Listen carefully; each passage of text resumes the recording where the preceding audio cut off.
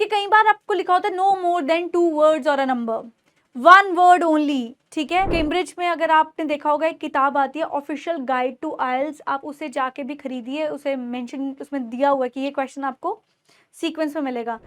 जो हमारी रीडिंग है ना उसका मतलब ही कॉम्प्रीहेंशन है, रीडिंग कॉम्प्रीहेंशन। बचपन में बच्चों को कहते थे कि बेटा कॉम्प्रीहेंशन क्या होता है, कहते हैं ma'am unseen paragraph. Hello students, on high demand we are here to have some strategies, tips मैंने आप लोगों के लिए लिखा है, otherwise I don't call them tips because these are strategies. Strategy का मतलब ये है कि ये नहीं कि बस ऐसा करो तो ऐसा नहीं। स्ट्रैटेजी का मतलब है एक चीज समझो, उसे इम्प्लीमेंट करो, उसकी प्रैक्टिस करो और उसे मास्टर कर लो। अगर आज जो टिप्स हम जो स्ट्रैटेजी समझने वाले हैं अगर आप इन्हें मास्टर कर लेते हैं, आई कैन एश्योर यू कि अगर आप बैंड 5 पे हैं तो आप बैंड 7 पे, अगर बैंड 7 पे है तो बैंड 9 पे इजीली आ जाएंगे with just by practising hardly 2 to 4 practice test. अगर आपने 2-4 प्रैक्टिस पेपर भी कर लिए तब भी बैंड 9 आ जाएगा, बैंड स्कोर 9 आ जाएगा। इतना टफ नहीं है रीडिंग में। मगर हमें रीडिंग टफ लगती है, हम सब बार बार मुझे मैसेजेस आते हैं मैम बाकी सब ठीक है, रीडिंग नहीं हुंदी पई मैम, ये बड़ा कॉम्प्लिकेटेड है, ये है वो है। कुछ कॉम्प्लिकेटेड नहीं है, सिर्फ उसे प्रॉब्लम को एड्रेस कैसे करना है ये हमें सीखना है। सबसे पहले देखो, सबसे पहली चीज आपको क्या करनी है कि इंस्ट्रक्शंस को ध्यान से पढ़ना है। इंस्ट्रक्शंस को ध्यान से पढ़ने का क्या मतलब है कि कई बार आपको लिखा होता है नो मोर देन 2 वर्ड्स और अ नंबर, 1 वर्ड ओनली, ठीक है। ये सब करना आपके लिए बहुत जरूरी है क्योंकि अगर आप ऐसा नहीं करेंगे तो क्या है कि आप सिली मिस्टेक कर देंगे। वहां उन्होंने पूछा आपको ट्रू फॉल्स नॉट गिवन, बच्चे लिख के आ जाते हैं येस नो नॉट गिवन। फर्क है उनमें बहुत बड़ा। ट्रू फॉल्स नॉट गिवन और yes no not given same questions नहीं है, उनमें क्या अंतर है इस पर एक बहुत अच्छा डिटेल्ड वीडियो मैं आपको स्ट्रैटेजी वीडियो दूंगी, ठीक है। क्वेश्चन चाहता कि आपसे आपसे क्या कराना चाहता है, आपसे मैचिंग कराना चाहता है, आपसे शॉर्ट आंसर चाहता है, क्या चाहता है। तो ये चीजें हमें ना जब तक आप इंस्ट्रक्शंस नहीं पढ़ेंगे नहीं हो पाएगा।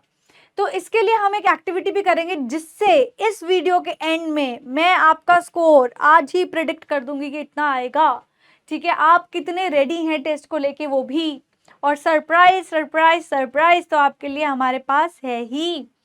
तो यहां से कराती हूँ, दोबारा से करते हैं, कट स्टार्ट। हेलो स्टूडेंट्स, आज हम फिर से आ गए हैं इस वीडियो में और आज के इस वीडियो में हम बात करेंगे कि आइल्स रीडिंग में बैंड स्कोर 9 कैसे लाया जाए।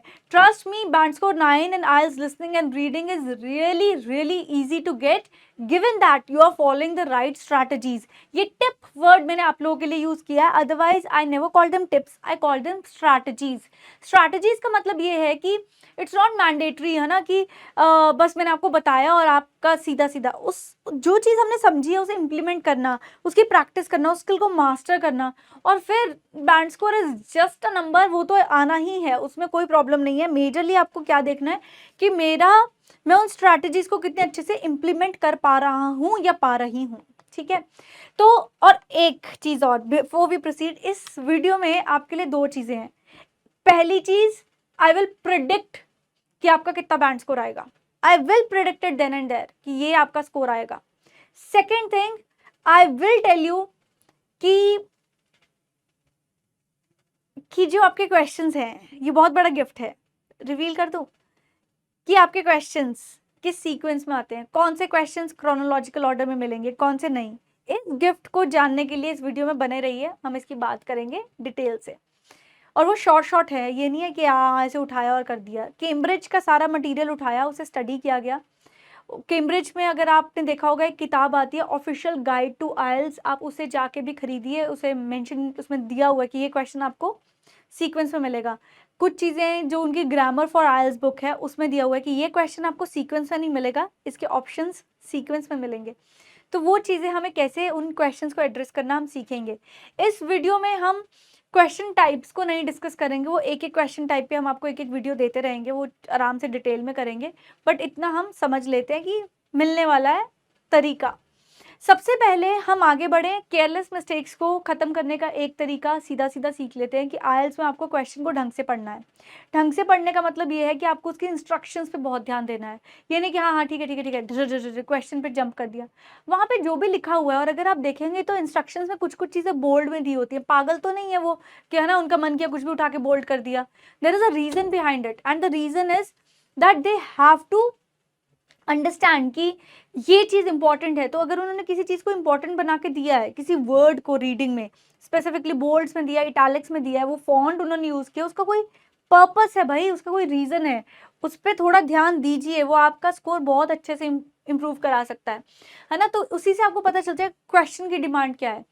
अगर मैं कुछ लिख रही हूँ, मैंने एकदम से कुछ इटैलिक्स कर दिया, इसका मतलब हो सकता है वो नाउन हो, और वो नाउन कहीं काम भी आ सकता है।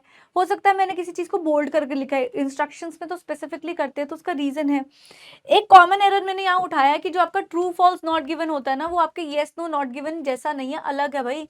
ट्रू फॉल्स नॉट गिवन का मतलब क्या है कि ये फैक्ट है, क्या ये फैक्ट सही है, ये फैक्चुअल चीज यहाँ स्टेट की गई थी। और येस नो नॉट गिवन का मतलब क्या है कि क्या ये पर्टिकुलर चीज जो भी आपका राइटर कह रहा है, हाँ उसके साथ अग्री करती है कि नहीं। तो अग्री डिसअग्री क्वेश्चन ये और ट्रू फॉल्स क्वेश्चंस दोनों सेम तो नहीं हो सकते ना, कोई कारण है कि वो अलग अलग क्वेश्चन टाइप है। इसमें मैं एक बहुत डिटेल्ड वीडियो करूंगी, बने रहिएगा। तो वी विल बी डिस्कसिंग कि कैसे इन्हें पता लगाया जाता है, कैसे इन्हें केटर किया जाता है, कैसे इन क्वेश्चन टाइप्स को एड्रेस करते हैं। सबसे पहले तो एक कॉमन सी चीज जो मैंने देखी है कि जो बहुत सारे ऐसे बड़े बड़े वर्ड्स हो जाते हैं और हम उन्हें हर बार पढ़ते हैं कि बैरनली बर्शनर, मैम पता नहीं है क्या लिखा है, आपको पढ़ना ही नहीं है। आपने सिर्फ अंडरलाइन किया कि अच्छा एक नाम दे रखा था, चलो ठीक है देख लूंगी, फिर देखा कि अच्छा एक और नाम दे रखा है, अच्छा एक और नाम दे रखा है, दे जाए हमें क्या, हमने सिर्फ इसे अंडरलाइन कर लेना। जैसे आपने ये देखा कि अच्छा ऐसा कोई वर्ड है, उसे अंडरलाइन कर लो, उसे पढ़ने की, उसे प्रोनाउंस करने की कोशिश नहीं करनी। उन वर्ड्स का पर्पस ये है कि हम आपका टाइम वेस्ट करना चाहते हैं, आप लगे रहो उसे पढ़ने में, आंसर तो आना नहीं उससे। और अगर आंसर आना है तो आंसर्स तो स्पेलिंग्स ही देख के कॉपी पेस्ट करने हैं, है ना? तो वहां पे आपको टाइम नहीं वेस्ट करना। ये वर्ड्स को बस ठीक है, कुछ लिखा हुआ है अंडरलाइन किया, आगे बढ़ गए कि ये होता है, ये किसी साइंटिस्ट का नाम है, आपको हर बार नहीं पढ़ना, तो उन्हें देख के घबराना नहीं है। उन चीज़ों को समझने की कोशिश नहीं करनी। कोई डिफिकल्ट वर्ड आ गया, मान लो मैंने कहीं यूज़ कर लिया, ऐसा ऐसा होता है, उन वर्ड्स से ये नहीं कि अच्छा अब इसका मतलब ही नहीं पता, ओहो क्या करूं, उसका रीज़न है भाई। अगर आपको ओवरऑल मीनिंग समझ में आ गया, you are done and dusted, आपका काम हो गया है। बट अगर आपको मीनिंग समझ में नहीं आया तो भी आगे बढ़ जाओ, क्योंकि आगे जाके हो सकता है 2 सेंटेंसेस पढ़े, अब पूरी बात का मतलब समझ में आ गया। जो हमारी रीडिंग है ना, उसका मतलब ही कॉम्प्रीहेंशन है, रीडिंग कॉम्प्रीहेंशन। बचपन में बच्चों को कहते थे कि बेटा कॉम्प्रीहेंशन क्या होता है, कहते हैं मैम अनसीन पैराग्राफ। वो ना पेपर में 3-4 क्वेश्चन आते हैं जिन्हें अनसीन पैराग्राफ कहते हैं, वो नहीं होता। कॉम्प्रीहेंशन का मतलब होता है टू कॉम्प्रीहेंड, आपको समझ कितना आ रहा है, जो चीज़ आपने पढ़ी उसे पढ़ के आप कितनी इंग्लिश समझ पा रहे हो और उसका मतलब कितना समझ पा रहे हो, दैट इज मोर इम्पॉर्टेंट। तो इसमें इन वर्ड से सबसे पहले इन्हें पढ़ने की कोई ज़रूरत नहीं है। आपने देखा कि अच्छा ये पर्टिकुलर वर्ड है, उसे अंडरलाइन किया, आगे बढ़ गए। अगर वो कहीं काम आएगा तो वहाँ पे आके उसके स्पेलिंग्स देख लेंगे। अगर वोकैबुलरी में मतलब अदरवाइज कुछ वर्ड, कोई वर्ब, अलग से डिफिकल्ट वर्ब यूज़ किया गया है, वो नहीं हमें पता, तो कोई बात नहीं, ओवरऑल मतलब समझ में आ रहा है, देन ऑल्सो इट्स फाइन। ठीक है, तो ये तो हो गया हमारा एक पार्ट। सेकंड पार्ट हमारा क्या होता है, इसका स्क्रीनशॉट ले लो और अब इसे समझने की बात करते हैं। इन हर एक क्वेश्चन टाइप को मैं आऊंगी, एक एक क्वेश्चन टाइप को ढंग से समझाऊंगी और इस चीज को जस्टिफाई करके दिखाऊंगी कि हाँ देख लो। और इससे पहले मैं जस्टिफाई करूं, I would like you people to open your books and match कि जो ये बात बोल के गई है ये सच है कि नहीं। आप जानेंगे कि 100% सत्य है, सत्य है भाई, सत्य है। ये तो क्या है कि जितने भी आपके मल्टीपल चॉइस क्वेश्चंस होते हैं, चाहे उसका सिंगल आंसर हो, चाहे उसका मल्टीपल आंसर्स हो, चाहे बी और डी दोनों ऑप्शन सही है, चाहे सिर्फ सी पार्टी सही है, तो वो क्वेश्चंस हमेशा आपको एक ऑर्डर में मिलेंगे। जरूरी नहीं है शुरू से हो, सेंटर से अगर शुरू हुआ उसके बाद वापस जाने की जरूरत नहीं है। डायग्राम लेबलिंग आपको कभी भी ऑर्डर में नहीं मिलेगा, फिर तो फायदा ही क्या हुआ। ऊपर नीचे होगा, उसकी समरी सी बनाई होगी, मगर वो यूजुअली आपका एक सेक्शन ऑफ द पैसेज होगा, आपको उसके लिए पूरा पैसेज पढ़ने की जरूरत नहीं है। लेट्स से सेकंड पैराग्राफ और थर्ड पैराग्राफ के बीच बीच में आपको सारे आंसर्स मिल जाएंगे। The next one is sentence completion. Sentence completion मतलब आपको आधी चीज दे रखी है। अब देखो इसमें क्या होता है ना, ये ध्यान से समझने वाली बात है। इसमें 2 तरह के क्वेश्चंस आते हैं कि भाई जैसे हमने बता दिया कि ये वाला आधा पार्ट ऐसे है, ठीक है, और उसके बाद में ऑप्शंस थे। ये जो आपको सेंटेंस को पूरा करना है ना, ये क्रोनोलॉजिकल ऑर्डर में तो है, मगर इनके ना कई बार हमें ये वाले ऑप्शंस देखने पड़ते हैं कि ये ऑर्डर में या ये ऑर्डर में। एक चीज ऑर्डर में जरूर मिलेगी आपको। पहला एक क्वेश्चन कर लो, समझ में आ जाएगा। Short answer questions, yes 90% yes. सिर्फ हार्डली एक आधा क्वेश्चन होता है जो आजकल ये ऊपर या नीचे दे देते हैं, बट मोस्टली ये आपके सारे क्वेश्चंस आपको शॉर्ट आंसर्स तो मिलेंगे ही क्रोनोलॉजिकल ऑर्डर में, जिनका एक एक वर्ड होगा। अच्छा ये है, ये है, ये है। Identifying information, true false not given, 100% क्या करोड़% यस। अगर आपको आपका, और ये technique true false not given में बहुत हेल्प करती है। कैसे? मान लीजिए आपने अपना फर्स्ट क्वेश्चन सॉल्व किया, वो उसका आंसर ट्रू था, इसीलिए अगर आप देखेंगे ना, बहुत बार क्या होता है कि फर्स्ट आंसर वो आपको जानबूझ के नॉट गिवन दे देते हैं, जानबूझ के करते हैं, अगर उन्होंने टेस्ट का लेवल थोड़ा बढ़ाना हो। क्योंकि जैसे जैसे अगर आप देखो फर्स्ट वाले पैराग्राफ में जो आपका पैसेज फर्स्ट आता है, उसमें अक्सर आपको ट्रू फॉल्स नॉट गिवन नहीं दिए होते, उसमें आपको फिलअप्स दे देते हैं, है ना, mostly filling the blanks, diagram labelling, ऐसी चीज़ें देते हैं जो बहुत हार्ड नहीं होती, इजीली मिल जाती है। But when it comes to section 2 और सेक्शन 3, जो आपका सेकंड पैसेज और थर्ड पैसेज होता है, तो उसमें दिया जाता है। क्यों? क्योंकि वहाँ पे हमें टेस्ट की जो इंटेंसिटी है, जो उसकी डिफिकल्टी लेवल है, उसे भी तो रेज करना है ना। तो वहाँ क्या होता है, मान लीजिए अगर आपको पहला आंसर मिल गया कि ये ट्रू है या फॉल्स है, उसके बाद आपने देखा आपको क्वेश्चन नंबर 3 मिला कि यार ये भी फॉल्स है, बट ये तो इससे अगले वाला सेंटेंस ही है, इसका मतलब इसके बीच में तो कोई सेंटेंस ही नहीं है। चुप करके क्वेश्चन नंबर 2 को नॉट गिवन लगा दो, you don't have to even think about it, सोचने की भी जरूरत नहीं है। इसके बाद क्या करते हैं, इसके बाद आपको क्या करना है, जो नेक्स्ट वाला पार्ट है, कि आपने क्वेश्चन नंबर 4 किया, 5 किया, और उसके बाद पैसेज ही खत्म हो गया। क्वेश्चन नंबर 5 पे पैसेज खत्म हो गया, मगर 7 क्वेश्चन थे, 7 क्वेश्चन थे। क्वेश्चन नंबर 6 और 7 को रीड भी करने की जरूरत नहीं है, चुप करके नॉट गिवन लिख दो। इतना ज़्यादा एक्यूरेट है ये टेक्निक, इतनी ज़्यादा एक्यूरेट है कि अगर आपने इसे फॉलो कर लिया, then you are done with it. और ये शॉर्ट है, ठीक है। जो शॉर्ट आंसर क्वेश्चन है मैं आपको बता चुकी हूँ, सॉरी मैंने 2 बार लिख दिया, ठीक है। तो ये बिल्कुल क्रोनोलॉजिकल ऑर्डर में है। मैचिंग हेडिंग फीचर्स, ये क्या है, यहाँ पे मैं आपको अब एक चीज़ बता देती हूँ, ये आपको सीक्वेंस में तो नहीं मिलेंगे, मगर इसमें एक चीज़ सीक्वेंस में मिलेगी। क्या?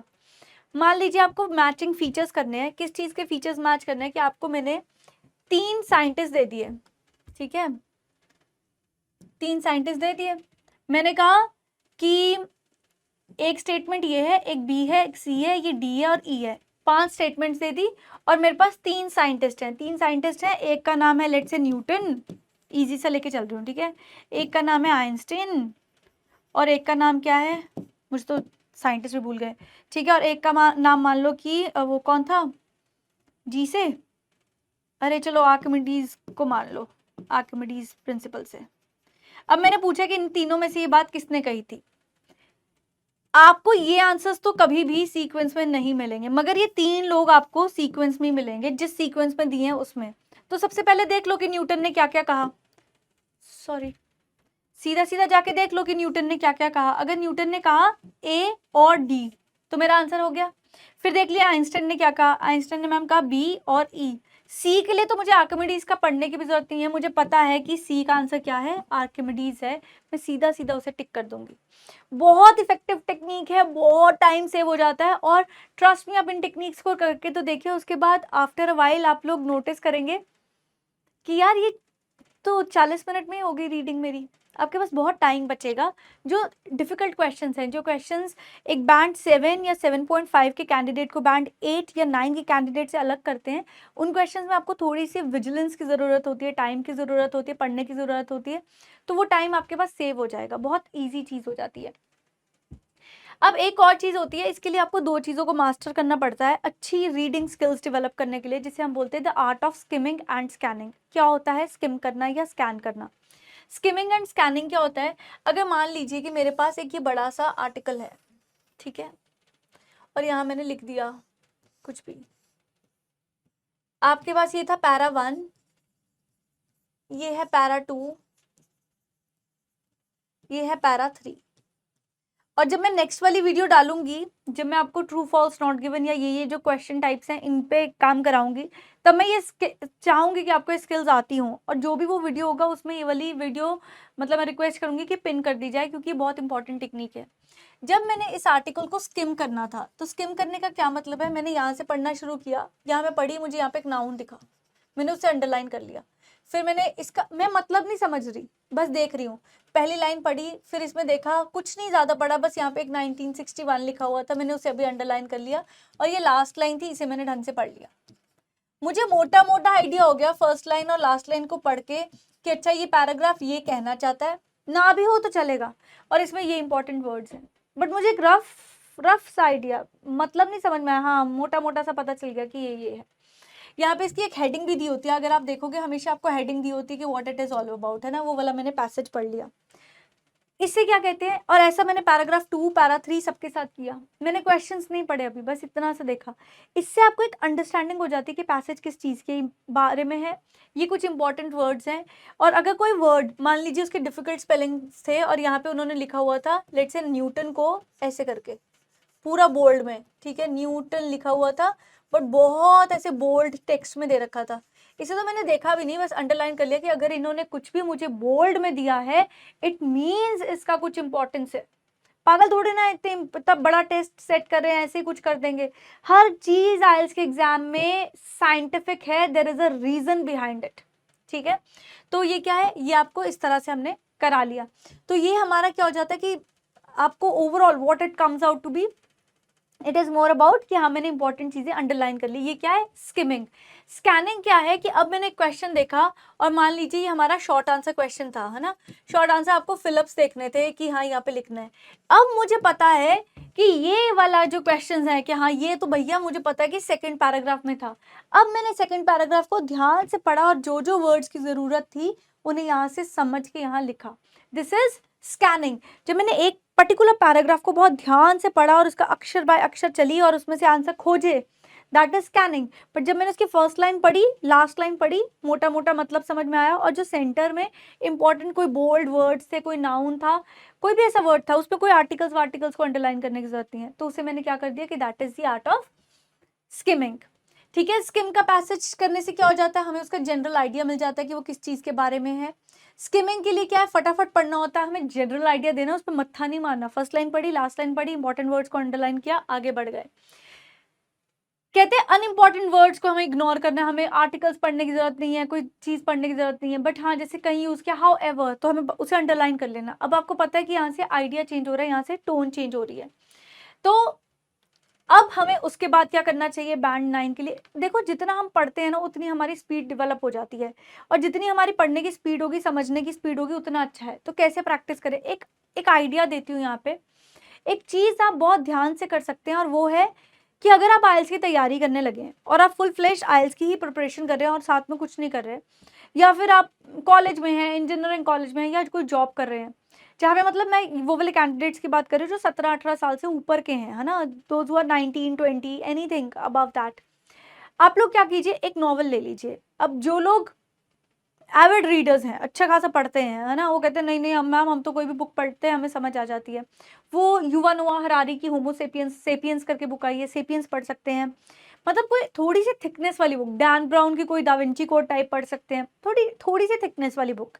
बट जो बच्चे कहते हैं हमने तो कभी कोई किताब ही नहीं पढ़ी, I have never red a book, वो लोग बेसिक बुक से, थोड़ी छोटी छोटी बुक से स्टार्ट कर सकते हैं। देखिए मैं चिकलेट्स को, जो ये चेतन भगत टाइप बुक्स होती हैं या दूसरी किताबें होती हैं, उन्हें आइल्स के प्रिपरेशन के लिए सपोर्ट नहीं करती हूँ, बिकॉज वो ना थोड़ी सी उसमें हिंदी वर्ड्स या सिंपल लैंग्वेज होती है, बट कहीं से तो शुरू करना ही है।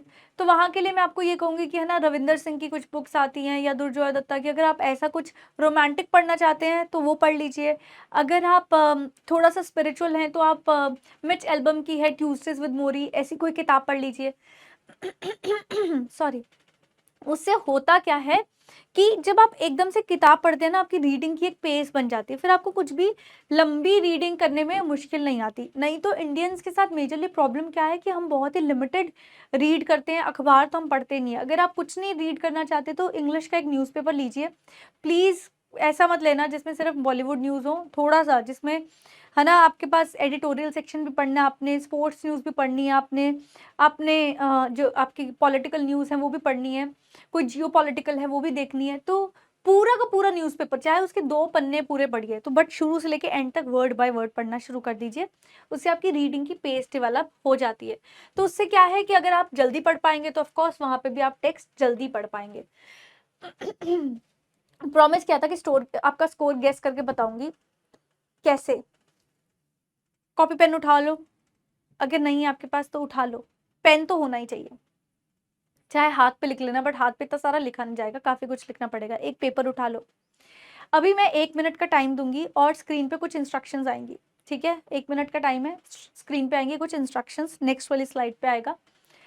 आपको करना क्या है, आपको उन इंस्ट्रक्शंस को केयरफुली फॉलो करना है और जो जो लिखा है वो करके दिखाना है। अगर आप फटाफट से उसे पढ़ के, है ना, उस 1 मिनट में वो सारे इंस्ट्रक्शंस फॉलो कर पाए तो आपकी रीडिंग की पेस आपका जो भी है ना फोकस है वो पता चल जाएगा। And your time starts now.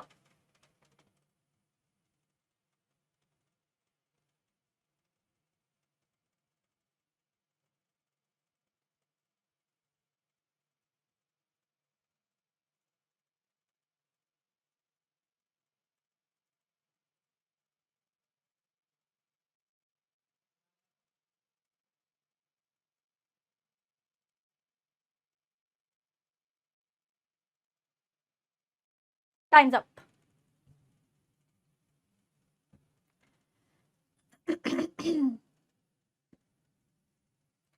तो जिन लोगों ने पूरी बिल्लियां बना ली थी और सब कुछ कर लिया, उनके लिए सॉरी, है ना। इतना कुछ नहीं करना था, इवेंचुअली आपको सिर्फ थर्ड वाली इंस्ट्रक्शन फॉलो करनी थी। ये पॉइंट वाइज आने में हो गया। और ये हमारा टाइमर जो है 5-5 सेकंड के बाद क्यों रुक रहा है, ठीक है। तो इसे मैंने काउंट किया, ठीक है, कि हम 5 सेकंड्स का चल रहा है, तो मैंने इसे 10 टाइम्स काउंट किया था। एक बार मुझसे स्लाइड चेंज हो गई थी। तो आपको उन्होंने कहा कि read all the instructions before you begin, तो पहले सारी इंस्ट्रक्शंस पढ़नी थी, मगर हम क्या करते हैं, हमने लिखना शुरू कर दिया। अब बोला कि आपके पास सिर्फ 30 सेकंड्स हैं। फिर आपको कहा कि write your name on a piece of a paper, आपने नाम लिखा होगा। Draw cat right next to it, पता नहीं आपने करी कि नहीं। डेट ऑफ बर्थ लिख दिया below your name. Write down your desired bands को राइट नेक्स्ट टू इट, अगर आपने किया, मगर वहाँ लास्ट में लिखा है कि do not do any of the above except instruction third, यानी कि write your name on a piece of a paper. अब इससे होता क्या है कि सेम चीज़ आपकी आइल्स टेस्ट में चलती है। आइल्स टेस्ट में कैसे चलती है कि आपने शुरू किया, उन्होंने लिखा कि ऐसे ऐसे होगा, फिर बाद में आके कहते हैं कि however the above experiment failed because of this and that, ठीक है। और आपको पूछा जाता है the experiment was successful, true false not given. तो आपको ये चीज़ें ही समझने के लिए बहुत ध्यान देना है। रीडिंग में इंस्ट्रक्शंस पहले पढ़नी है, फिर उसे फॉलो करना है। आपको जो टेक्निक्स बताई हैं कि ये क्वेश्चंस आपको सीक्वेंस में मिलेंगे, उन्हें सीक्वेंस में ही ढूंढना है। जो क्वेश्चंस आपको कहें सीक्वेंस में नहीं मिलेंगे, वो नहीं मिलेंगे। सिर्फ अगर आप इतना भी कर लेते हैं, देन यू आर देयर। बस इतनी सी गेम है। प्रैक्टिस करके देखिए, जहाँ पे आपको लगता है कि कोई चीज़ नहीं फॉलो हो रही, तो उसे हम सेट कर सकते हैं, उसे एड्रेस कर सकते हैं। Till then take care, may God bless you. अगर आपको, ब्लेस यू से पहले, अगर आपको लगता है कि मेरा कोई पर्टिकुलर क्वेश्चन टाइप ही गलत हो रहा है, तो उस क्वेश्चन टाइप को कमेंट सेक्शन में लिख दीजिए। जिन लोगों का मल्टीपल चॉइस क्वेश्चन गलत हो रहे हैं वो भी बता दीजिए, जिनके ट्रू फॉल्स नॉट गिवन है वो लिख दीजिए, जिनका कोई और क्वेश्चन टाइप जैसे शॉर्ट आंसर्स गलत हो रहे हैं तो वो बता दीजिए। Because what I am gonna like I will be doing is that I am going to make first of all the video on which most of the candidates they are facing problem with, like अगर मुझे लगेगा कि true false not given के ज़्यादा candidates हैं तो पहले हम उसे ही एड्रेस करेंगे, मेजर प्रॉब्लम को सॉल्व करेंगे, बाकी जैसे आप लोगों को ठीक लगे। तो दैट्स इट। जो भी आपका है उसे डाल दीजिए कमेंट सेक्शन में। रीडिंग्स आपको फ्री में बहुत सारी रीडिंग्स अवेल करा दी जाएंगी ऑन द ऐप, जहाँ पे आपको मिल जाएगा कुछ क्वेश्चंस, आप सैम्पल्स प्रैक्टिस कर सकते हैं, इजीली देख सकते हैं कि हाँ क्वेश्चन टाइप्स कैसे होते हैं, और ये नोट्स तो रहेंगे ही रहेंगे। Till then, may God bless you all, take care, bye bye.